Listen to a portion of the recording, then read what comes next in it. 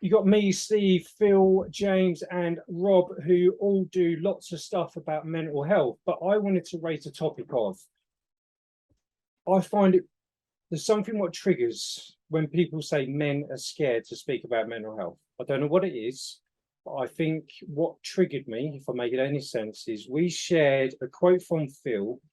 I don't want to quote it exactly because I'm going to get it wrong. Phil, you said that maybe blokes are just scared, have a fear of not looking masculine along those terms, wasn't it? I'm not going to be able to paraphrase my own quote now as well because it was a while back. But we kind of talked about this aspect, and it's aligned with where MANUP, with the question mark comes from, right? Is because that stigma is it's many people are concerned about other people's perspective or opinion.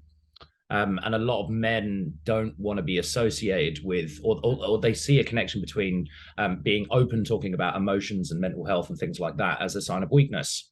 And it's that fear of being seen as vulnerable or not as strong, which kind of holds people back from actually sharing their true feelings. Yeah, I think what annoyed me is because somebody commented and they deleted it. If you're watching this, well done to you because you spotted a good healthy conversation. So well done to you. But I honestly don't think, I think it's a sweeping statement to say blokes are scared. I'm well aware that some blokes are. In my case, I can't be asked. I can't be asked with like the pity party. And when me and you, Steve, we had that conversation a couple of weeks ago, you're like, is that not fear? And we had a kind of bit of a healthy disagreement about it.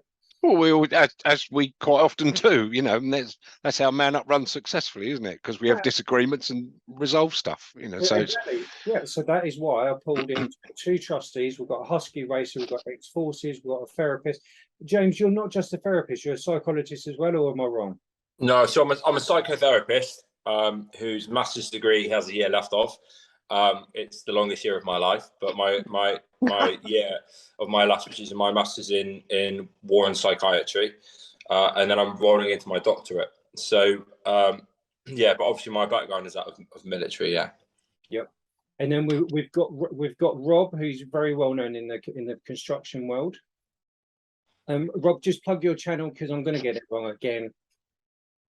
Yeah, it's MYHP podcast or Mind Your Head podcast, and it basically brings people in the construction industry together to talk about not only the feelings but understanding and being able to talk openly about different layers of their life, whether it is sexuality, whether it is the way that they feel about the way they're being treated in work, about the social aspect of their life, or because there's a big drug and alcohol problem within the industry because a lot of people use it as a coping mechanism. So we have a lot of discussions about that. I've just the latest podcast, which is coming out later this month. The gentleman who I spoke with, he speaks openly about his battle with alcoholism.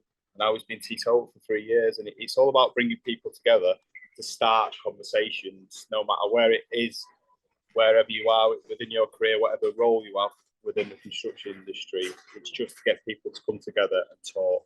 And you do it very, very well. So well done to you. And it's very much it's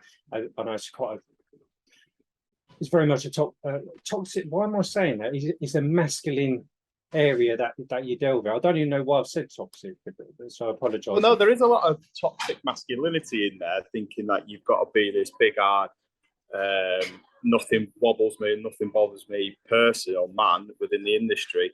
I used to run massive projects or be in teams of on these massive projects, and people used to say to me, "Yeah, but how can you run members of staff and stand there and talk about your emotions?" I'm like, "Well, is that not a strength that I can stand up here and I can talk about how I'm feeling and why I'm feeling this way and try and understand why I'm feeling this way, and then at the same time still be able to deliver these big projects and still lead teams." And once people start thinking of it that way, they start to think, well, yeah, I guess so. That's a better way of looking at it. Yeah. So essentially, Rob, really, what they're saying is, why are you human? Why are you just why are you just not a hard bastard as a project manager? Why are you human? Exactly. And my kickback to them was because I can stand there and do this. Have I ever let you down? Have I ever put you in danger? Have I ever set you to work that's unsafe? And they'll go, well, no, you haven't. I said, well, it's all part of my job. It's all part of my routine of what I do to keep me on the straight and narrow, to do the job that I do, to help you go home safe every day. Because ultimately, it is one of the most dangerous jobs in the world to do, working on a construction site, because everything wants to kill you and everything wants to fall on you.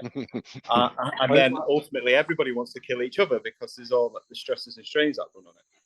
But you're absolutely right that people used to give me a lot of grief about saying, well, you shouldn't be doing your job and you shouldn't be showing your emotions and you shouldn't be able to do this. And I used to just say, why not? Tell me why not. Yeah. And a lot of the time they couldn't come back at me with an answer. Yeah. So let me just chuck you straight in there, just before going to tangent. I don't mean how that sounds, but in your world, a masculine world, yeah. Simple question, if I can be honest with you,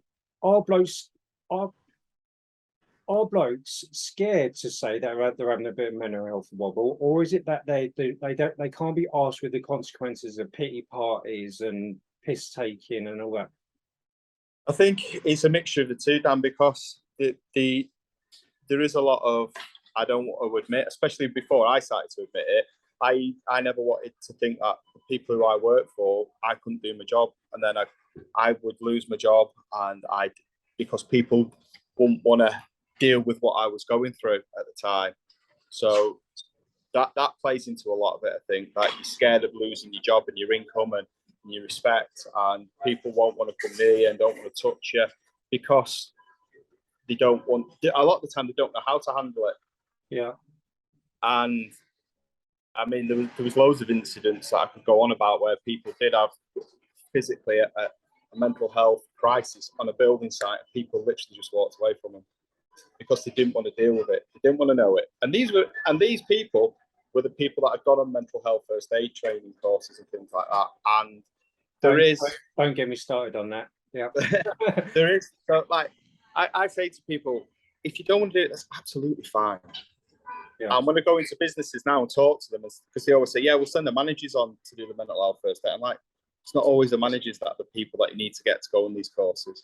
It could be your individual, your forklift driver, or it could be your labourer, or it could be your bricklayer. You put the question out to them, who within this business would like to go on a mental health first aid course? 9 times out of 10, you will get a volunteer that'll do it, and they will be the people that will look after the staff for them.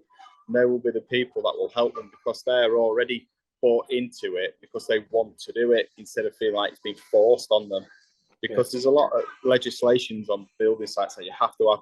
For every 5 members of staff that are working, you have to have 1 supervisor, and that supervisor has to have certain qualifications on the health and safety side of it and has to be a physical first aider. And now they're starting to bring in legislation that they have to be a mental health first aider as well. And it's a lot of responsibility to put on one person. If they don't want to do it, they don't want to do it. And so people tend to shy away from it in the industry and don't want to get involved with it because, exactly like you say, Dan, you can't be asked with a kickback from it, and you can't be bothered with people belittling them and piss taking out of them and all that side of it. And then the flip side as well, they're scared that they're going to lose their job. When in reality, when I started opening up about it, I worked for a phenomenal company and they got me the help and support that I needed. That was a good answer, my friend. Sorry, I waffled a bit there. No, it's good. No, it's all good. No, it is all good. So I am going to jump straight over to James, though, if I'm honest with you. The main reason is, James, you're I hate saying ex-forces. It sounds like you got sacked. You're retired forces. Retired sounds like I'm old though, doesn't it? No offense. Former forces. Yeah. So one of the things that what I do with my clients is I ban the word veteran. I don't like the word veteran. I don't like the word veteran because it comes with connotations.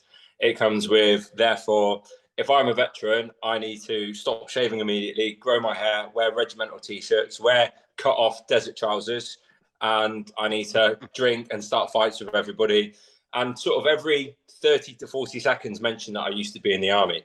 And the problem is I find with a lot of veterans, it stunts their growth. It stunts them where they leave the army, but they never really leave the behaviours, or they never really move on from that identity, which is obviously essential when you leave the military because an identity has been given to you.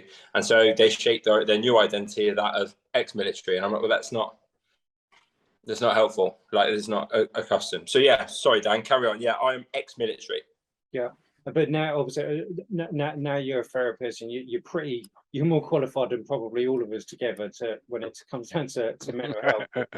But in your multiple worlds, and I know you're a therapist. I'm going to be honest, you're my therapist as well. I think we can say that. Yeah. You delve in the business world as well. I'm going to ask you the same question. Right. This is a double barrel. In your world and your perspective, are men either scared to talk about their mental health, or is it more the case that they can't be asked with the consequences of drama, pity parties, blah, blah, blah? Well, here I was having a thought quite interestingly about your pity party, and I'm thinking, well, is the issue then the pity party, or is the issue then our responses to that pity party, like our intrinsic emotional responses to being shown that pity that we find? You say you can't be asked because it's exhaustive, right? People coming on and doing the kind of sideways nod and is everything all right? And you're like, no, in this world, is there anything I can do? Yeah, can you clean my flat?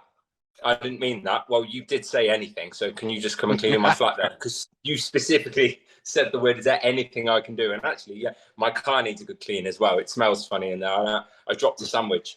And so the point is that actually maybe we need to not just understand that sometimes as individuals, someone can become overwhelmed with lots of people when they reach out about their mental health, become overwhelmed by people constantly trying to communicate with them. But also, actually, as individuals who have all in our own right reached out at some point about our own mental health, we need to learn to expect and therefore manage more effectively other people's pity responses. I think it's important to understand the source of a pity response. Is someone saying, I wish I could help, but I don't really know what to do. So here's what society dictates I must do, which is go, is there anything you want? Is there anything I can do? And you're like, not really, mate, no. But that's not the point. So I think actually the onus more relies on ourselves to understand pity parties and actually what they're trying to do is in a way admirable. And of course, there's lots of nuances and people are very subjective and they're going to be accepted to the rule. But the vast majority of the time, a pity party is just people trying to express some kind of sympathy. And most of us hate sympathy because it doesn't do anything for us.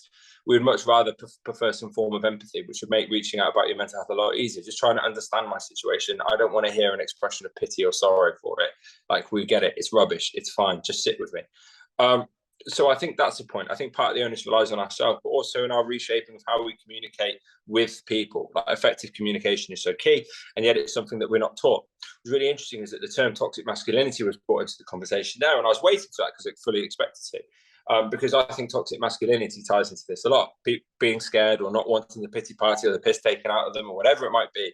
And it does indeed relate to toxic masculinity. What was really fascinating is that groups of men were interviewed and asked them what they thought considered an alpha male to be. Bearing in mind that I absolutely hate the term alpha and beta male. It's a false dichotomy. There's no such thing. You can't be one thing or the other. That's ridiculous. And actually, like, that refers to like wolves and like how wolf leadership and masculinity, if you kind of allow that analogy to cross for one moment, that masculinity of wolves is like completely different. Like, the whole thing is I have a whole pack of wolves, and I'd even argue the alpha thing in there, but that's for another day. Yeah, right. So we've taken this thing and we've completely misconstrued it. But they asked groups of men, what they thought an alpha male would be, and then they interviewed large groups of women and asked them what personality traits they found attractive in men, and almost none of them coincided. I think every single man put in there some form of aggression, and only 1% of the women interviewed said that they found aggression attractive. We've clearly got the whole thing of what is actually masculinity, like, if from a general public perspective, really, really confused. And actually a protective and caring nature is actually far more masculine, actually, historically speaking, is far more essential to survival. And actually, it's actually just a sort of a modern societal conditioning that leaves us to believe that if someone's got their poor mental health, that's an opportunity to take the piss out of them. But what is that? If not just a really poor identity projection, like a very Freudian identity projection, like, oh, there's someone who's down, there's someone who's struggling, therefore I'm going to make myself feel better by terrorizing them. So to kind of bring all the points together, if you can understand that people's pity and people's piss taking is coming from a misguided, yet sometimes good intentioned place, you can kind of forgive them a little bit more. You can understand that. And actually, if you can establish boundaries within yourself, effective boundaries within yourself, then other people can't faze you. As I talk about all the time, ships don't sink because of the water that's outside of them. Ships sink because of the water that gets on board of them. Like, there are people with all the good intentions in the world who will overwhelm you with pity. Thank you very much. But that doesn't need to sink your ship. Thank you. People can rip the piss out of you as you're trying to address your mental health. That's absolutely fine. That's a poor reflection of you, not of me. That isn't going to sink my ship. I'm not going to let that water on board. And as it comes for fear, I think the more and more members of society, the male sort of leaders of society, of a community, the more that they step up and speak about their mental health, be it project managers, be it soldiers, be it, you know, leaders of charities, the more they step up and speak out, the more that fear will diminish, and the more normalized the conversation around mental health would be, which the secondary effect of that, the more effective we'll all become at managing it and helping individuals. Pity parties will fade away. But you get a pity party if you fall over and break your leg. You know, it's never really going to go away, but how we manage that is going to become far more effective. Mm. So do you think then, both of you guys, I suppose then, do you think it's a judgment thing? Do you think that people think that, or men, if they open up, will be judged?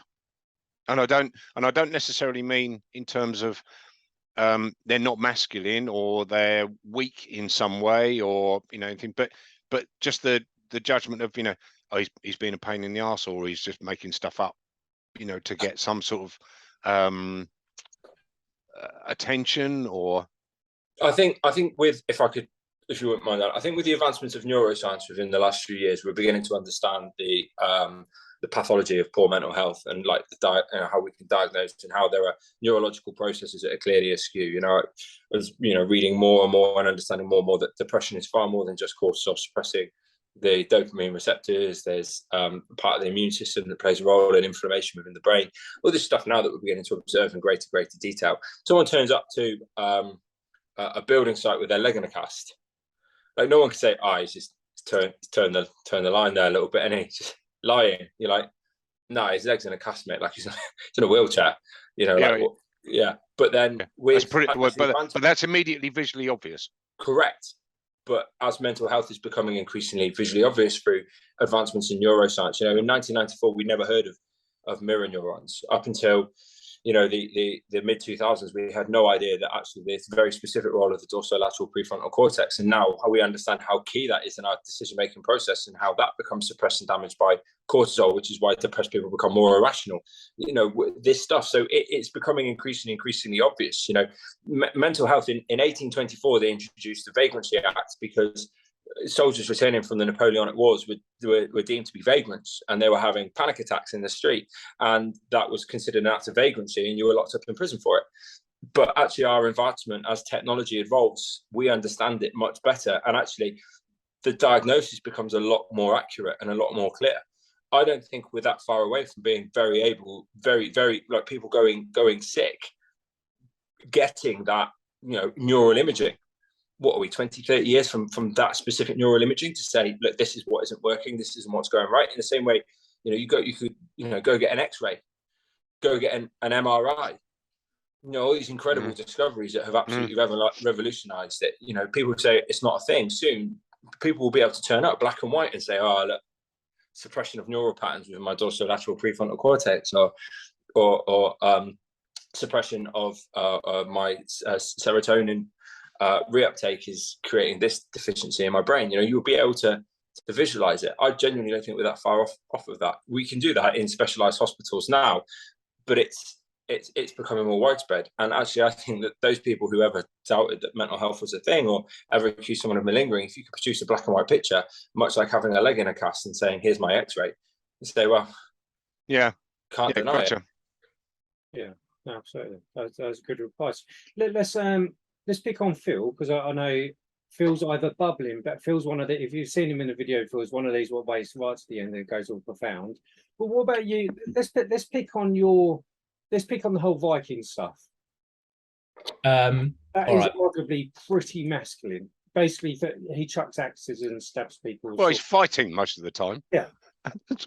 Right, bear with me a little bit because I'm struggling. Well, just think. Are blokes scared or can't be asked in your no, and we've had this conversation a lot, right? And I don't think it's right ever to put just a broad brush single definition of things. It's like many things in life, it is a spectrum, and you know, your perception you know, is always going to be your perception of how it's seen, right? So your brain is like a TV. You're only tuned in on the channel you're watching. So, for example, this guy that said, "I'm not scared. I don't think men are scared." Like, I think, well, that's his interpretation, because that's his life experience. That's what he's seeing. He doesn't want to be associated with the term scared. Whereas that, taking that back, is, yeah, one of my hobbies is I dress up in chainmail in front of hundreds of other people with swords, and we kick 7 bells of crap out of each other physically. And I'm currently dealing with a broken rib from doing it. If I'm happy to say I'm scared standing in front of that noise because it's a competitive fight, right? Which then kind of leans back to the ex-forces, because we've got a lot of ex-servicemen within this hobby as such. Because a lot of these guys, they're in the service, people know their surname, they're walking around, the day is structured, you know, and coming out of that life and then just being a number in the street, it's very, very, very difficult for them to adapt to. And a lot of these guys gravitate towards the reenactment combat that we do because of that level of brotherhood. To have that camaraderie and that structure, as well as also a healthy or positive way of letting out, you know, violent tendencies and urges. But we all sit down the pub afterwards, right? A broad spectrum of men, from chippies, builders, labourers, ex-football hooligans, ex-motorcycle club hooligans, ex-servicemen, all sit around. And actually, one of the things we've seen more and more is actually the acceptance of that conversation of just going, look, I'm not having a great time, or this is going on in my life. Not looking for answers, just having an open conversation. Some of them in the group don't want to be associated with the term scared. And that's fair enough. You know, they might see it as different emotions. It's anxiety, it's vulnerability. They don't want to be seen in that kind of respect. Others are happy to accept that it is. But I think it's just accepting the fact that as a whole, you know, scared doesn't necessarily mean that you're less masculine or you're less vulnerable, because bravery is not the absence of fear. It's, you know, accepting that it's there and that it's the consequence of your actions of doing something about it. Yeah. Because I think that's the key, though, isn't it? It's just using the wording which is right for the person you're talking to. 100%. And like I was saying, and I've had discussions with all of you, but obviously I have to change. But it's just you have to. Well, I don't have whether you want to or not. We're using language that I want to use, whether you want to or not. But I think where I'm going, that is, if somebody said to me, like, Steve, when you called me up when I said about I've got the idea for this video, this person's pissed me off because they was using the term scared. For me, the term scared, it literally puts me in a mild rage. We'll talk about this more on Monday, James. But so for me, don't use that term with me,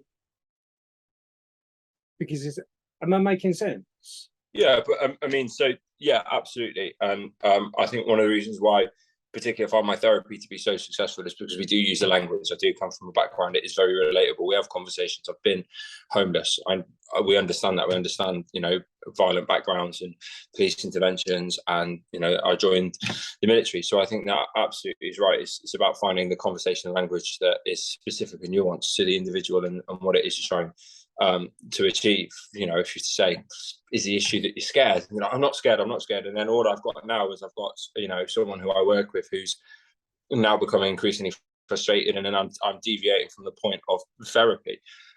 So I think you're absolutely right. I just think that every single human being, as pointed out, is so nuanced, is so subjective, and you might be making the wrong assumption by saying it's fear. Saying it's not fear, it's anxiety, I would say same thing, but it's just that use of language, and it's understanding exactly what it is that somebody needs and learning to fulfill that, and which ties very nicely into your original point that pity parties, most of them are done, and I'd be naive of me to say that all pity parties are done with the greatest will in the world. And some of the worst, we have to bear in mind that some of the worst things in humanity have been done with the greatest will in the world. But most pity parties are done with the greatest will in the world. They don't mean to offend you, don't mean to upset you, don't mean to create tension. They're doing it because they think that's the right thing to do. And almost part of psychological injury or psychological abnormalities and neurosis, if you're going to speak about it, which you absolutely should do, it's great. You're diminishing the fear of it, you know. But as well, an element comes to that frustrating pity party who want to say, is everything all right? And no, but it's fine. And part of us is as a society, learning to understand and be empathetic to the people trying to show sympathy. I understand that you're trying to show sympathy. It's not really what I want, but thank you anyway. I think part of that is understanding that people mean good, but they don't always do good. That's a valid point. Yeah. So Rob, I put you on mute just because I could hear a Spanish man in the background, so I apologise, mate. But do you want me to unmute you on the app? Have you gone into? Just unmute him. There you go. I have to request to unmute now. Oh, okay. Yeah, but anyway, just before draw to close, obviously I've muted you, so I apologise, mate. But have you got anything to chip in on that? No, I think you make a good point that it is very subjective, and what I might struggle with, you might be absolutely fine with, and what you might struggle with, the next person might be absolutely fine with, and and I think there's a big problem within the construction industry of people think, well, what they're going through is not big enough to be a big problem. And I always say to them, look, if it's affecting you on a daily basis, whether that's your work life or your home life or your life in general, then it's massive. It's a massive thing in your world. It's a big problem, isn't it? Yeah. I might look at it and think, oh, it's only whatever it might be. All you have to do is, or whenever I have stuff like that, this is what I do, and I get over it that way. But like James said, everybody's different. It's subjective to their own world and their own life. And are they scared? I don't know whether they're scared. Maybe they just don't understand, and they don't have the knowledge or the experience to understand it and how to get over it. And do they want to talk about it? Probably not, because men don't talk about the feelings, do they? Apparently. Yeah. And that's the dumb thing. That's what lads do. We all go down and have a drink and go watch the football, or go watch the fighting, or go out on motorbikes, or whatever it might be.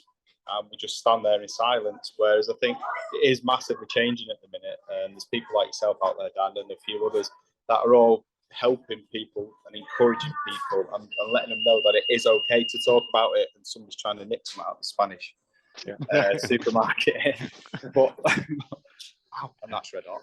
And people are starting to get accustomed to talking about the feelings and the feeling that it is okay to talk about what they're going through. So maybe the scared is going away. And if they can see that, but Dan can stand up in a public area and do it, why can't I do it? That's a lot of the time. That's the way I try and do it. Is I just try and put a building spin on it and try and debunk all the medical terminology, I guess, for the guys at work. Even though I know nothing about the medical terminology, I might just be able to look at it a different way than they can and let them know that it's okay. You can ask for help, and there is help out there. That's a good answer. I think we're done, aren't we?